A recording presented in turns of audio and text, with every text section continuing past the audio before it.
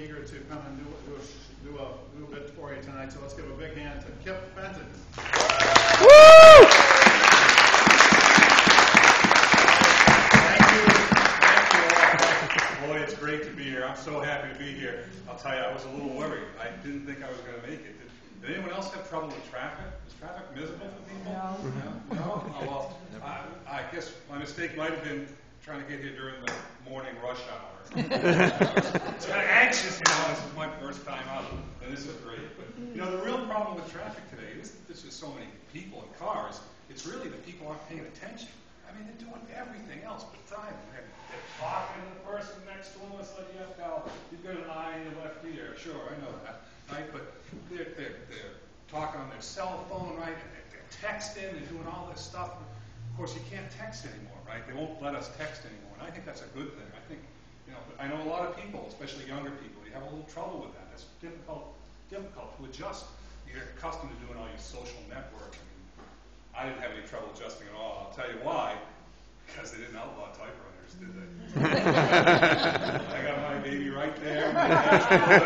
All right, you know, check, bing. Yeah, it's electric. Yeah, I got the 12-volt adapter. And the best thing about it is the police can't touch me. They can't. Because, you know, they pull me over all the time. You can imagine. But I've got the law right there with me. It's like, oh, look, it's got no typewriters, right? It's cellular phones, you know, personal digital assistants, right? So, you know, I got to admit, right, I'm behind in technology a lot, and for the longest time, see, I thought a personal digital assistant was just someone who's giving you a hand job. So you can imagine, if you will, the scene at Best Buy. It was horrible. So, now, there's been a lot of traffic. Yesterday we had a lot of traffic, right? We had a lot of traffic yesterday because it was election day, right? What a great time. Do people like the election season? Do you like that? I guess not. I do. It's my favorite time of year. I mean, when else can you just have so much optimism and you know, hope of new beginnings? I mean, it's not just the speeches and the debates, all right? But really, I mean, to get the full measure of the candidates, right? Where is it, right? It's the TV ads, right? That's when you really understand what the candidates have to offer, right? And so I have to confess, all right? With all my love of politics, I actually haven't seen the results of the gubernatorial race. So maybe people can help me out.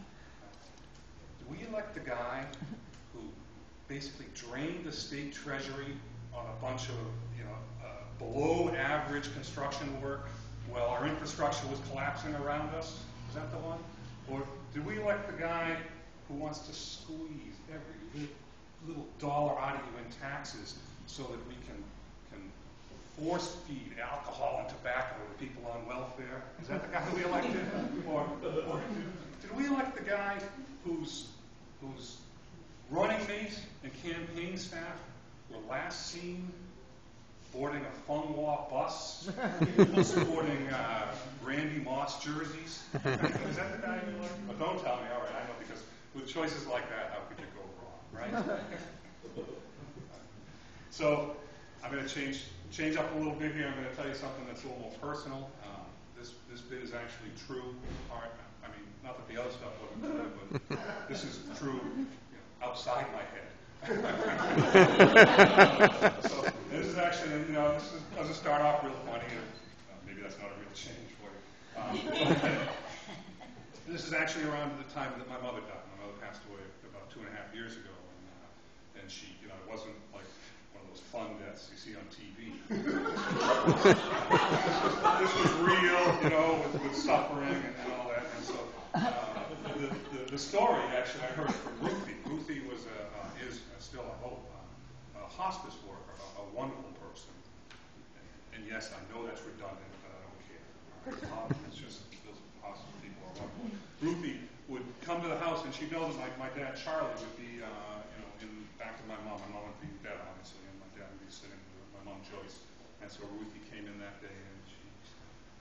All right, so I'm going to use voice here. Like, these aren't the way these people really talk. Because I don't do voice really well.